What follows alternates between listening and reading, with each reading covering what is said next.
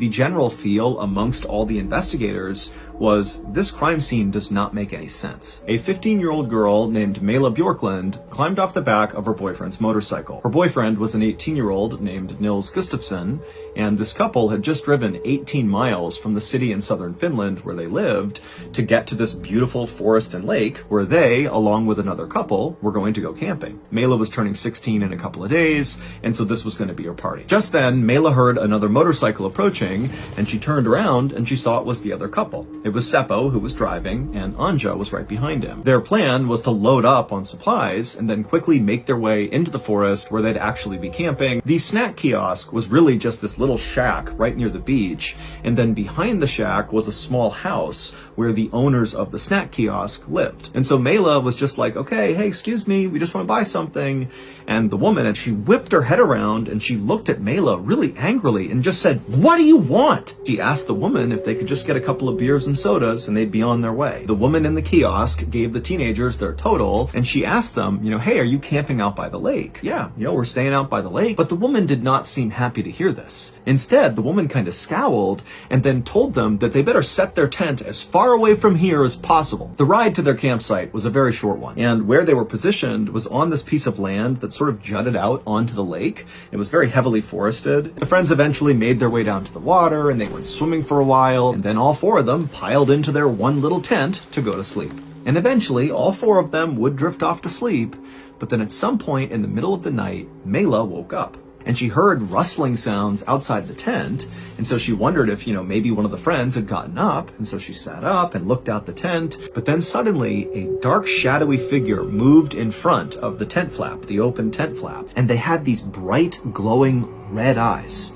And before Mela or anybody else in the tent could do anything, there was a snapping sound, and the tent fell down on top of them. The next morning, two boys who were not in any way connected to these four teenagers were at this lake. They were over to the side doing some fishing, and they were looking kind of out generally in the direction of where the four teenagers had stayed the night before. And suddenly they saw emerge from the forest, basically where the teens had camped, was this young man with blonde hair who was just running away from where that campsite was. As the morning wore on, the father and his two sons decided to head out that way to go to that dock to go swimming. And right away, he spots what looks like a crumpled heap of canvas kind of sitting between two trees. And eventually he realized what they were actually walking up on. They find a phone and they call the police. When the police arrived at the lake just before noon, they would walk out to that campsite and they would see that crumpled heap of canvas, and then also in and around that crumpled heap were the four bodies of the four teenagers who had stayed there the night before.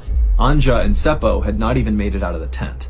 They had been beaten and stabbed to death basically through the canvas fabric. Mela did manage to get out of the tent. However, she did not escape. She was kind of laying on top of the tent, and she had broken bones, and it would turn out she was stabbed a total of, and some of those stabs came when she was alive, and some came when she was dead. And then laying next to her was the body of her boyfriend Nils, and he was basically unrecognizable. His head had been beaten to a pulp. As officers descended on the scene and began rifling through the teenagers' backpacks and different belongings, and as they were looking at each of the victims, they suddenly heard this gasping sound. It was very faint, but they could definitely hear it, and to their shock, Nils, so Mela's boyfriend, he suddenly opened his eyes and he looked up at this officer. He was still alive. After Nils was taken away in an ambulance, the different investigative teams that had descended on the scene began going over the evidence and different things they had found, and pretty quickly, the general feel amongst all the investigators was this crime scene does not make any sense. There were some things missing from the crime scene that seemed to indicate this could have been a robbery, like missing wallets and missing watches. But there were other things that were missing that just didn't really make any sense to have been taken. Like, for example, the two motorcycles that the boys drove in, they were still there, but their keys were gone. So why steal the keys and not take the motorcycles? And then also, Nils's prized leather jacket and his shoes were also missing. So eventually, the police actually called in the military to come into the forest and help with the search. And when the military arrived and began fanning out all around this huge forest, they would make a really big discovery. They would find Nils's shoes. And these shoes were speckled with blood.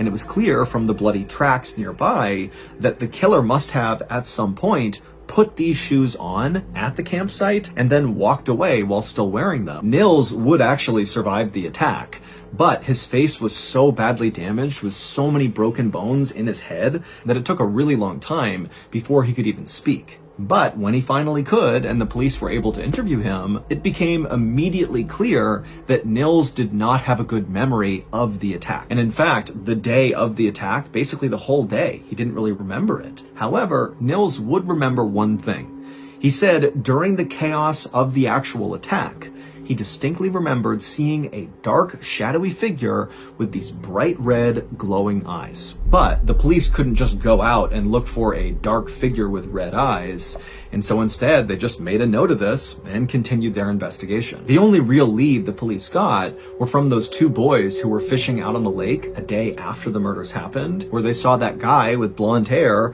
running away from where the teens had camped. And so the police created a composite sketch of, what the boys thought they saw, this blonde guy running, and they would send this sketch all over Finland, and they would ask people, to come forward if you've seen this guy. There was one tip that came into police that did really stand out. The day after the murders happened, a man named Hans Osman checked into a hospital located about 13 miles away from where the lake was, where the murders happened. And this guy Hans, when he checks into the hospital, he starts complaining of having these really intense stomach pains. But the doctors don't believe him because Hans actually just appears to be very aggressive. First of all, he looked exactly like the police composite sketch of the blonde running guy. Like he was that guy. And also, Hans was filthy. He was covered in dirt and mud, and there was all this dirt kind of embedded in his fingernails like he had been digging with his hands. And he also had all these red stains all over his clothes that he refused to explain. And so eventually, one of the doctors called the police, and when the police interviewed Hans, they would discover that he had a history of violence,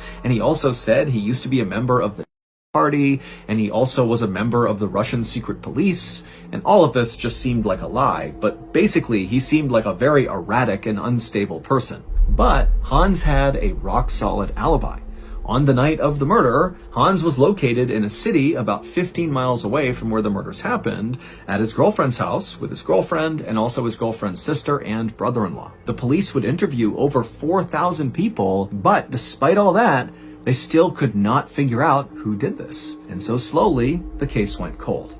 And that was it for 44 years. But then, in 2004, prosecutors made a stunning announcement. They said the killer was Nils Gustafsson, the 18-year-old boyfriend of Mela, who was the only one who survived the attack. The first piece of evidence was there was this woman who was staying out at the lake on the night of the murders, not far from the teenagers' campsite, who remembered overhearing two men really aggressively fighting before the murders ultimately happened. Prosecutors hypothesized that what that woman overheard was Nils and Seppo fighting with each other. That Nils was mad at Seppo about something to do with Nils' girlfriend, Mela. In the prosecutor's eyes, this would also explain why Mela had been stabbed so many times. The second piece of evidence the prosecutors used to support this idea that Nils was the killer were Nils' shoes. The prosecutor said there was on the shoes, but not in the shoes. And none of the that were on these shoes belonged to Nils. And so prosecutors say that shows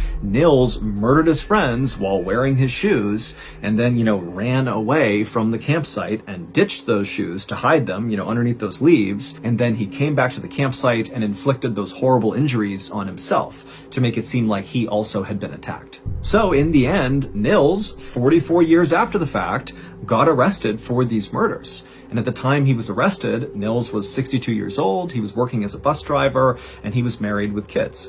But at Nils' trial, he absolutely maintained his innocence and did not waver from his story one bit. He basically said, look, I can't remember all the details of that day. I don't remember the attack very well. I don't really know what we did leading up to it, what happened after it. But what I do remember is I saw a dark, shadowy figure with glowing red eyes. That's all I remember. And the jury completely believed him, and he was easily acquitted, and in the end, Finland would even give him a huge monetary settlement for his mental suffering. Today, people tell lots of stories about these murders. There's this photo that will circulate on the internet, and it's a picture of the crowd at one of the teens' funerals, and in the middle of this crowd is this guy whose face looks identical to that composite sketch of the running blonde man. And in fact, people have come out and said he looks exactly like that guy, Hans Osman, and so that picture makes its rounds on the internet, but no one's ever been able to actually identify that person. But there is one story that circulates about these murders that a lot of people believe is the truth. When the teenagers were killed, there was a 55-year-old man named Carl Valdemar Gillstrom who lived right on Lake Bodom. And Carl had a reputation for being really nasty and sometimes even lashing out at the campers who stayed in this area. And in fact, Carl would often get and literally go and attack the other campers. He would cut down their tents in the middle of the night, he would throw rocks at their campsite, and then one time, he even fired a gun at a camper who was riding past him on a moped.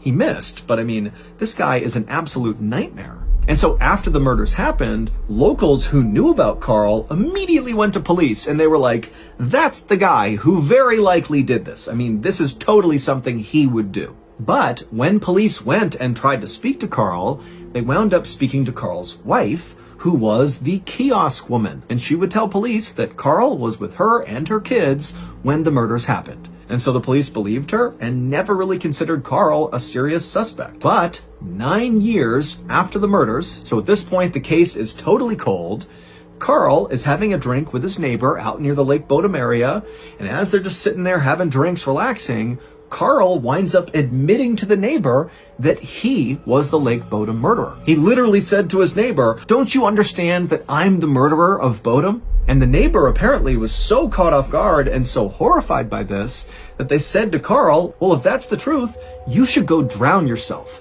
And then the next day, where was Carl found? Out in the lake, drowned, right near where the teens had been attacked. Now, the police were never able to actually figure out if his death was accidental, or if he had done it to himself, or if somebody else had done it to him. But that's the story, and lots of people believe that Carl was so racked with guilt over what he had done that he did what his neighbor suggested.